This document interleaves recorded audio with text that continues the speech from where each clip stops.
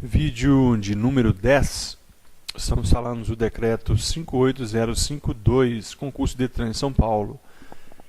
Nós falamos aqui no último vídeo que no parágrafo 3º diz que a autorização para que a informação seja divulgada a terceiro, ela será dispensada nesses casos: prevenção e diagnóstico médico, realização de estatísticas e pesquisas, ao cumprimento de ordem judicial, a defesa de direitos humanos e a proteção do interesse público e geral preponderante.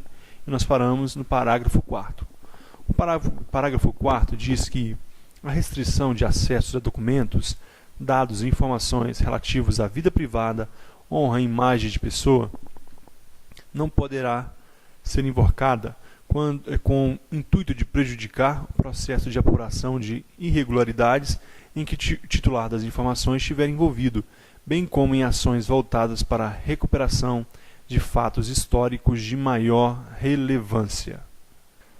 Observe, as informações restritas relativas a dados e informações da vida privada, honra e imagem da pessoa, ela não, na hora da prova eles vão tirar esse não aqui e vão induzir muitos ao erro. Não poderá ser invocada com o intuito de prejudicar processo de apuração de irregularidades, primeiro caso, inquérito policial, inquérito administrativo, e também ações voltadas para a recuperação de fatos históricos de maior relevância. Primeiro caso, eu cometo uma falta disciplinar no meu trabalho e eles vão fazer uma apuração, fazer um inquérito administrativo ou um crime, inquérito policial. Eu tenho informação de caráter pessoal e eles querem essa informação, eu digo que não pode porque ela é pessoal, não pode ser invocada. Porque eu vou falar, não, vai ferir a honra, vai ferir a imagem. Não pode. Não pode ser invocada porque é uma apuração administrativa ou criminal. E o segundo caso é quando for fazer pesquisas e divulgação de fatos históricos de maior relevância. Nós temos, por exemplo, recentemente, como eu falei na lei, o caso da Comissão da Verdade, que foi instituída para apurar as graves violações de direitos humanos à época da ditadura militar. Então são exemplos de que se fala esse parágrafo 4º. Parágrafo 5º.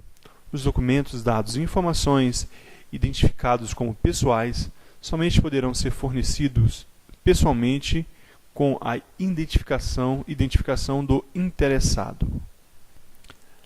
Essa é de concurseiro para concurseiro. Qual é a palavra mais importante nesse parágrafo 5º? Na minha opinião, de concurseiro, a palavra mais importante é essa somente. Documentos, informações e dados identificados como pessoais. A informação é de caráter pessoal, aquela que tem um prazo máximo de 100 anos, aquela que não pode ferir a honra e imagem das pessoas, a não ser que seja para aqueles casos que nós falamos anterior, defesa dos direitos humanos, etc, etc. Somente poderão ser fornecidos pessoalmente, com a identificação do interessado. Não pode ser pela internet, não pode ser por outro meio eletrônico, não pode ser por telefone, não pode ser, tem que ser pessoalmente com a identificação do interessado. O interessado vai chegar lá, vai apresentar o seu RG ou a carteira funcional e vai pegar pessoalmente essa informação. Dado importante, porque na hora da prova eles podem colocar que as informações de caráter sigilosos, as informações de caráter restritos, e não são as informações de caráter pessoal. Esse é o parágrafo 5º. Nós vamos agora para a proteção e o controle de documentos, dados e informações sigilosos. Artigo 36. É dever da administração pública estadual controlar o acesso à divulgação de documentos, dados e informações sigilosos sob a custódia de seus órgãos e entidades, assegurando a sua proteção contra a perda, alteração indevida, acesso à transmissão e divulgação não autorizados. É dever da administração pública estadual, o dever primário, o dever legal é da administração pública estadual. É a administração pública estadual que será responsabilizada a priori quando uma informação sigilosa for extraviada. A pessoa jurídica irá responder. Parágrafo 1º. O acesso à divulgação e o tratamento de documentos e dados e informações classificados como sigilosos ficarão restritos a pessoas que tenham necessidade de conhecê-la e que seja devidamente credenciada na forma dos artigos 62 a 65 deste decreto, sem prejuízo das atribuições dos agentes públicos autorizados pela lei. 62 e 65 falaremos posteriormente. Agora, o que é importante? Tratamento sigiloso. Somente as pessoas que têm a necessidade de conhecer. O porteiro do prédio lá do SPDOC, da instituição que guarda a SPDOC, ele tem necessidade de conhecer? Não. Então, para que ele vai conhecer? Ele não vai conhecer essas informações. Somente as pessoas que tenham necessidade de conhecê-la. Mas não pode haver prejuízo das pessoas autorizadas em lei. Quem são as pessoas autorizadas em lei? Investigador de polícia, Polícia Federal, Ministério Público, juiz, promotoria. Então, esses têm acesso autorizado por lei. E outras que tiverem acesso autorizados por lei. Parágrafo 2º. O acesso a documentos, dados e informações classificados como sigilosos ou identificados como pessoais, agora é os dois, sigilosos e pessoais. Não somente aquele secreto, ultra secreto e reservado, e não somente o pessoal. Cria a obrigação para aquele que obteve de resguardar a restrição de acesso. Aquele indivíduo que guarda documentos sigilosos ou pessoais, ele está obrigado a preservar aquela restrição. Aquele que guarda informação sigilosa ou pessoal, ele está vinculado, segundo o decreto, segundo a lei, ele tem obrigação de manter, restringir com que as pessoas tenham acesso àquela informação. Há uma obrigação para essa pessoa. O artigo 37 fala que as autoridades públicas adotarão providências necessárias para que o pessoal a ela subordinado hierarquicamente conheça as normas e observe as medidas e procedimentos de segurança para o tratamento de documentos e dados, informações sigilosos e pessoais. Tudo isso já falei na lei, mas vou falar de novo, porque repetindo a gente memoriza. As autoridades públicas, os chefes, os comandantes dos departamentos, secretários, governadores, etc. Eles tomarão providências para que o subordinado hierarquicamente conheça as normas e observe as medidas para a segurança de tratamento de documentos, dados e informações sigilosas e pessoais. Vai chegar para os seus subordinados e a eles vão providenciar para que eles tenham cursos, para que eles aprendam o procedimento correto dessa informação. Eles vão publicar documentos, memorandos, dizendo, lembrando sempre da importância de preservar essas informações. Por quê? Porque a autoridade pública será a primeira a ser responsabilizada em caso de divulgação dessa informação. Somente uma ação regressiva contra aquele que guarda a informação, em segundo plano que ele vai responder. Primeiramente, vai responder a autoridade pública. Parágrafo único. Ainda da proteção de documentos, dados e informações sigilosas. A pessoa física ou entidade privada que, em razão de qualquer vínculo com o poder público, executar atividades de tratamento de documentos, dados e informações sigilosos e pessoais, olha, os dois de novo, sigilosos e pessoais, adotará as providências necessárias para que seus empregados, prepostos ou representantes observem as medidas e procedimentos de segurança das informações resultantes da aplicação deste decreto. No parágrafo anterior, eu disse que as autoridades públicas, elas tomarão providências para que seus subordinados aprendam como manipular as informações sigilosas e pessoais. Esse parágrafo agora, nós estamos dizendo que as pessoas físicas ou entidades privadas que têm um vínculo com o poder público e que guardam informação pessoal, elas devem manter o mesmo critério que foi abordado para as pessoas jurídicas públicas e também para os agentes públicos que manipulam essas informações. Todos aqueles detalhes observados anteriormente também devem ser observados pelas pessoas físicas ou privadas que têm a posse de informações de caráter pessoal ou sigiloso. Artigo 38. O acesso a documento, dados e informações sigilosos originários de outros órgãos ou instituições privadas, custodiados para fins de instrução e procedimento, processo administrativo ou judicial, somente poderão ser realizados para outra finalidade se autorizado pelo agente credenciado do respectivo órgão, entidade ou instituição de origem. Informação nova aqui, pessoal, nesse artigo 38. Isso aqui é a exclusividade do Decreto São Paulo, Decreto 58052. Uma informação foi custodiada, ela foi retirada e reservada para um processo administrativo ou criminal, ou outro processo de natureza judicial. Essa informação está exclusivamente reservada para esse procedimento. Essa informação, pergunto eu, pode ser utilizada para outro fim? Resposta sim, desde que autorizado pela pessoa credenciada que resguarda essa informação, que guarda essa informação. Então, pode sim ser utilizada para outro fim, para outro órgão, desde que autorizada pelo agente responsável credenciado que guarda essa informação no respectivo órgão. Outro assunto, pessoal, da produção, do registro, da expedição, tramitação e guarda, ou seja, da manipulação dos documentos. Produção inicial, registro, tornou público, expedição, tramitação e guarda, arquivamento da informação. Artigo 39.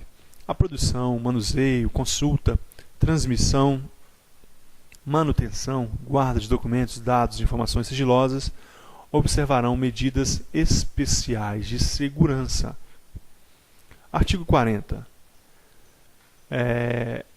Os documentos sigilosos em sua expedição e tramitação obedecerão às seguintes prescrições. Observe, pessoal. Nós estamos falando aqui da produção, registro e expedição. Nesse artigo 40, nós estamos falando dos documentos sigilosos. Há alguns procedimentos a serem observados na manipulação desses documentos sigilosos. O inciso 1 fala que ele deve ser prioritariamente, não exclusivamente, não somente, prioritariamente, ele deve ser registrado em sistema informatizado de gestão arquivística de documentos. Prioritariamente, primeiro ele vai lá ser registrado no informática, no banco de dados informatizados, em bytes. Vai ser lá colocado em formato PDF ou um outro formato, deve estar lá registrado prioritariamente. O segundo diz que eles serão acondicionados em envelopes duplos, não somente o envelope, serão duplos. Observe que nós estamos falando aqui de medida de segurança, pessoal. Prioritariamente em sistema informatizado, depois envelopes duplos, e esse envelope duplo, ele não pode haver identificação de que grau de sigilo é esse documento. Não pode haver identificação de grau de sigilo. Por quê? Porque o ser humano é um bicho mais curioso que existe, né? Tá lá, secreto, ultra secreto, vai dar problema. No envelope externo não haverá.